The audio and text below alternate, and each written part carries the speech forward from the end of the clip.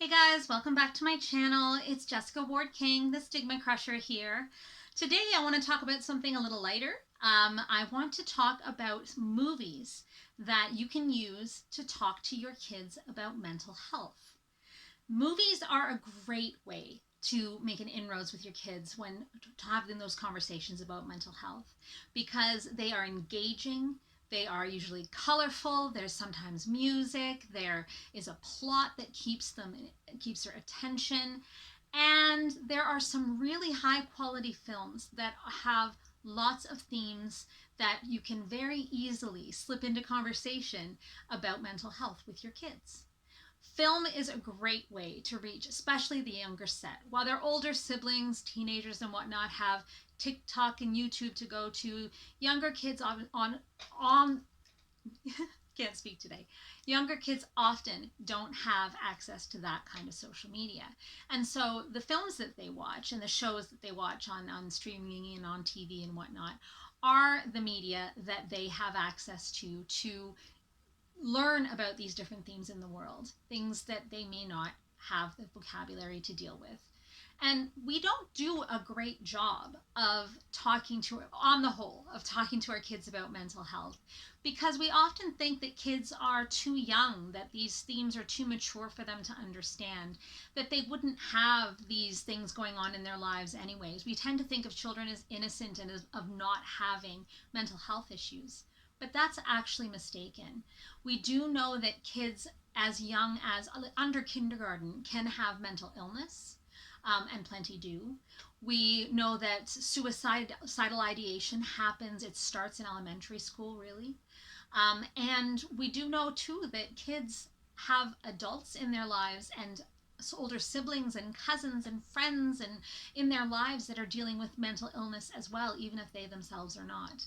And then on top of this, everyone, including kids, have mental health. So I'm going to go through my top 5 picks of movies that you can use to help talk to your kids about mental health and mental illness. These are taken from my experience as a mom, and I may be missing some, particularly some of the more recent ones. My kid is 10, so he's starting to get to that age where he doesn't want to watch movies that are, younger kids' age. So if I'm missing any, please don't forget to put those in the comments down below. And let's get into it.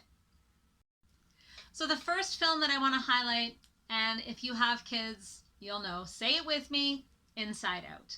Inside Out is a film about the character is Riley. She is an 11 or 12-year-old girl, and what's happening in her life is that she's moving. So she had a wonderful life, a hockey team she loved, a school she loved, friends she loved, etc. And her parents, due to work things, had to move to another state, another city, wherever, far, far away. And they show her going through like the move, which is an exciting time, and then she gets there and things are just not as she hoped they would be. She doesn't have friends. She's finding herself sad. She cries in class, and really her inner world is starting to crumble. All of the things that she held dear, what they call her core memories, are starting to be tinged with sadness. And what the film really does is show her inner workings, show her core emotions, her mind, as it's working through this whole change. And so the characters in there are joy, not grief, disgust, anger, sadness, and all of these characters, they're those emotions personified, right? Anger is a red angry man. Sadness is a little dumpy blue character. Joy is a willowy fairy-like character, and so on. And it really follows joy and sadness because up until now, all of Riley's core memories have been happy ones. She tries to remember her life in terms of when her hockey team held her up on their arms, when she went to the fair with her father, etc., etc. All of these happy memories. And what she's learning as she gets older and as this change in her life starts to take place is that all of these happy memories, they had to be balanced out by sadness. So the two characters, Joy and Sadness, take this journey through her mind. And it shows how, as she matures, she comes to understand that sadness is an integral part of life, just as much as joy is, just as much as disgust and anxiety and anger are. And so it shows then, not only joy taking over her mind, but also sadness having a part to play in her inner world. Now, this is an excellent way of talking to your kids about moving, of course, about bullying in school, about, losing your friends, about that kind of grief. But also, really, it gives them the language and the characterizations to talk about emotions. So if you're dealing with little ones who don't even yet have the right concepts or words down for their basic emotions, this is a great film for them. You can put up, pictures of the characters and say sadness, joy, what are you feeling now? Make a mood chart. If you're talking to older ones, however, the, 9, 10, 11, 12-year-old set, they can really relate to a lot of the themes that are in there. Even if they haven't moved, for example, they've probably had a friend that's moved away, or they've probably had loss in their lives that they can relate this to. And they're starting to go through that maturing process where things in their mind are getting more complicated in terms of emotions and in terms of themes. So it's a really great movie to start those conversations for kids as young as kindergarten, I would say all the way up to middle school. The second movie that I want to highlight in my top 5 is Finding Nemo and its sequels. So you might originally be thinking, Finding Nemo, isn't that just kind of a rollicking action adventure movie in the sea? It is that, and that's part of its genius. So it is very fast paced. It's got a plot that moves along. It keeps kids interested, kids, very young kids, right up to older kids, interested. It keeps them engaged. But it also has a lot of those inroads into talking about mental health. If you don't believe me, just Google mental health and Finding Nemo. You'll see. Think about it. So Marlin, the father, is dealing with anxiety, a social anxiety, anxiety around losing his wife, and anxiety around where his son can go and the safety issues. And he has to overcome that anxiety literally by just going out of his comfort zone. And so seeing that and seeing how he deals with that is a great way to talk to kids about fear, about stress, and about anxiety. But it's not just Marlin. So Dory, the forgetful fish, is she's dealing with memory loss, yes, and with the issues that come with that, but also with ADHD, you could say. Now, of course, none of these things are diagnosed or diagnosable. They're just kind of fun ways of talking about and likening certain behaviors and certain features of these illnesses that I'm going to name to the characters so that you have the language and the concepts to talk about them. So the way that she's not able to focus on any one topic but skips from topic to topic to topic, the way that her memory works or doesn't work very well, but that she's able to focus on certain things. These are all features of ADHD that you can use to help talk to your kids about either themselves and their own struggles, or about a classmate or a friend or a loved one that's struggling with ADHD. But you have the sharks who are struggling with addiction. Friends fish are friends, not food, right? So they're addicted, quote unquote, to eating fish, but they're in basically what amounts to a 12-step program to not eat fish anymore because they've decided they don't want to. So again, it's a fun take on addiction. But if a child is dealing with a parent, for example, or an older sibling that's dealing with addiction, being able to liken it to that can help give them the courage as well as the concepts to talk about that. You could even talk about Gil, the grizzled, wizened old fish that's in the fish tank in the dentist's office, as dealing with depression. So there's a real variety. You can pick your fish and you can really find a mental health issue that you could talk about with respect to that fish. So Finding Nemo and all of its sequels are a great way to interest kids as well as just put in some of those concepts and talks about mental health. The third one is maybe a bit of a surprise. It's Frozen. Now, think of it. Elsa, who is the character that turns everything to ice that she touches, she sings a very famous song where she says, just conceal, don't reveal, be the good girl they always want you to be, or something to that effect. I'm sorry, I have a boy, so I didn't have to listen to it ad infinitum while he was young. He didn't choose to sing that song. Not because he's a boy. You know what I mean. He chose different movies, let's put it that way. Um, and so this character is really dealing in my view with stigma around her condition. So once it was discovered that she had this condition, she was hidden away in a castle. Nobody could know about her, just like we used to and sometimes still do hide away people with mental health conditions in asylums, or hide them away, in a family farm or something like that, and not talk about them, and try to pretend basically that they're not there because it's not acceptable, and that's really stigma. And the thing that makes this film great, other than, the soundtrack and the awesome visuals and talk about friendship and love and whatnot, but the other things that makes this film great is that Elsa goes through this whole journey of self-discovery where she learns that the thing that makes her different and that can be dangerous, sure, isn't bad in and of itself. It doesn't make her bad. In fact, it can be a superpower. It can be the thing that saves us all, right? And so she learns to not only deal with the stigma, but she learns to love herself despite or even for the thing that is stigmatized. And even though it's not specifically a mental health thing, turning things to ice is not a symptom of mental illness, it really talks about stigma, and it's a really powerful film for talking about what we should and should not do when someone has a difference. And even if that difference can be dangerous sometimes, what we should and should not be doing or talking about, how we should or should not be treating that person, and how that person can really learn to love themselves. So Frozen is my third pick. My fourth pick is a movie that is both live action and animated, and it's Christopher Robin. Now, again, if you don't believe me, just Google Winnie the Pooh and mental health. Think about this one. Eeyore, depressed. Tigger, manic. Piglet, anxious. Even Christopher Robin has been likened to having psychosis or psychotic features.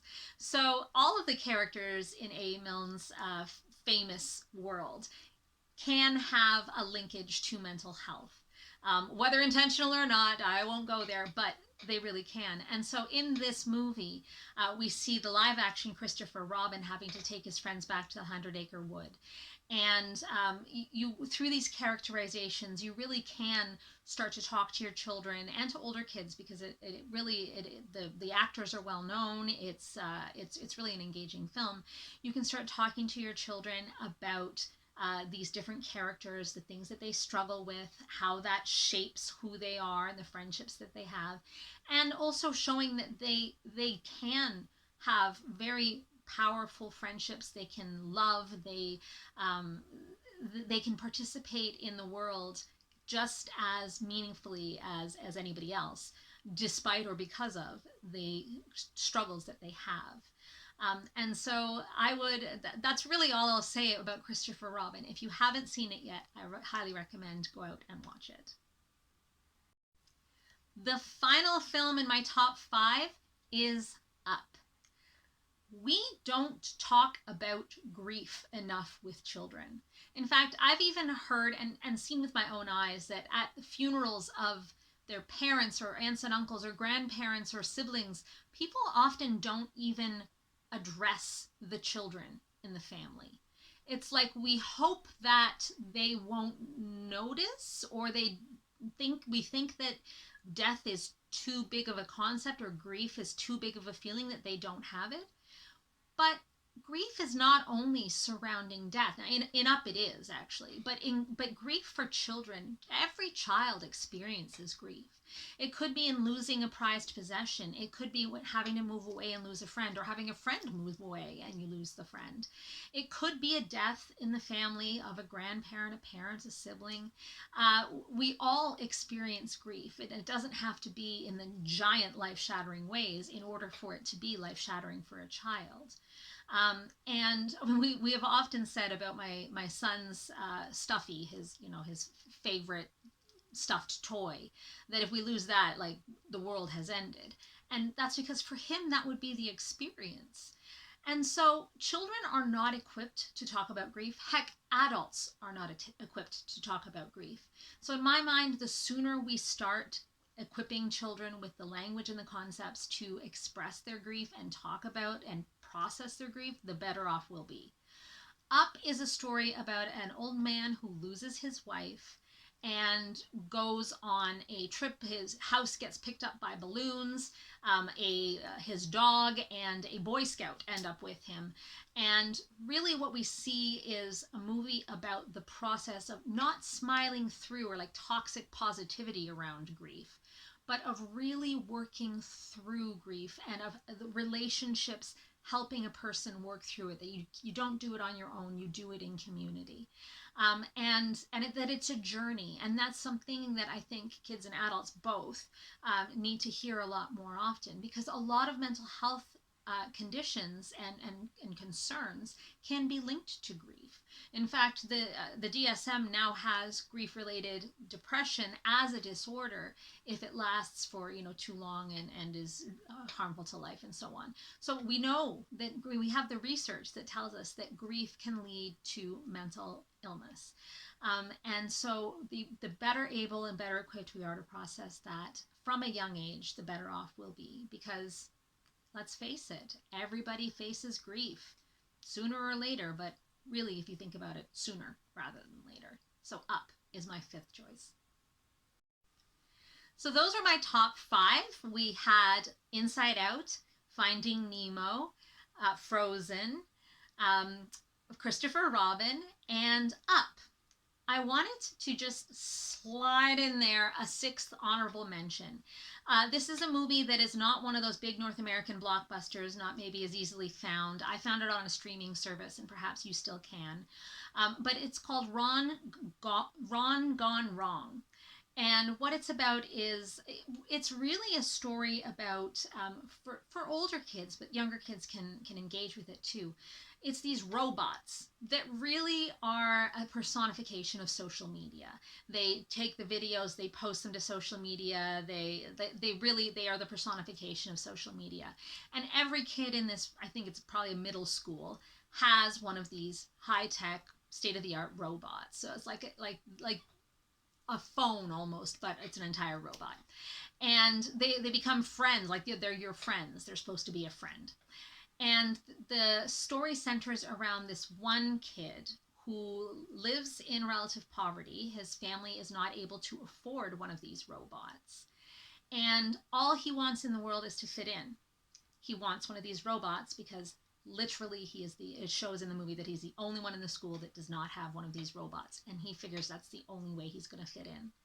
So he manages to get a robot, but it's been damaged. It's fallen out of the back of the truck or whatever. It's a damaged robot. And he starts to make friends with it. It won't do exactly what it's supposed to do, but he tries to make it do what it's supposed to do. And finally, when it does, enough things wrong, even though they've become friends over this period, he kind of kicks it to the side and, like, you stupid robot, you're dumb, you don't do what you're supposed to do. And throughout this whole movie, we're seeing like the archetypal, the jock and the pretty girl and the theater nerd and all of the middle school archetypes are showing up and showing how, like, their lives are perfect on social media. And we're starting to see the cracks in that their lives aren't perfect, even though what they post on social media is. And they start to become friends. And ultimately, through this film, You see the power of friendship, so we figure out that he can't just kick his robot to the curb. They've become friends, even though his robot's not perfect, and he becomes friends with some of the other kids. And it's really a movie where you can talk to your kids about bullying, you can talk to your kids about social media, you can talk to your kids about what things look like on social media and what the reality is in real life, because I find that a lot for young people, the ones that are kind of old enough to be engaging in social media but not necessarily mature enough to understand that what you see on Instagram and what you see on Facebook and TikTok isn't what's in real life, that those videos and those pictures take thousands of takes sometimes to get the perfect one, that you only one goes up on social media. And so being able to show these kids that what's on social media is not necessarily true, and that their mental health seems to rely upon seeming perfect and putting out whatever image it is they want to put out. And when something doesn't work, it crumbles.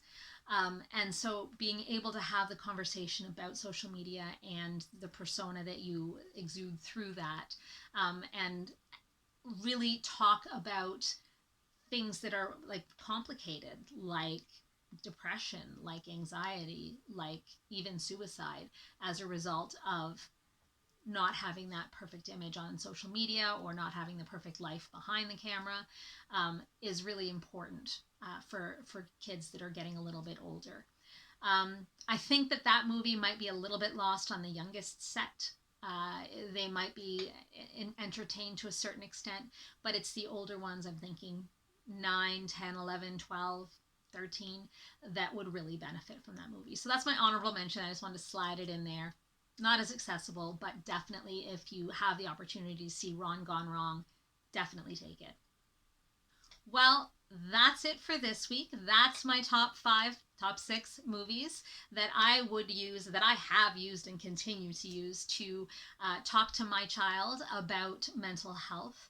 I hope you've enjoyed this video. Please do comment down below. What have I missed? What films have you seen that you think would be especially appropriate for talking to kids about mental health? Because let me tell you, you can find mental health themes almost anywhere.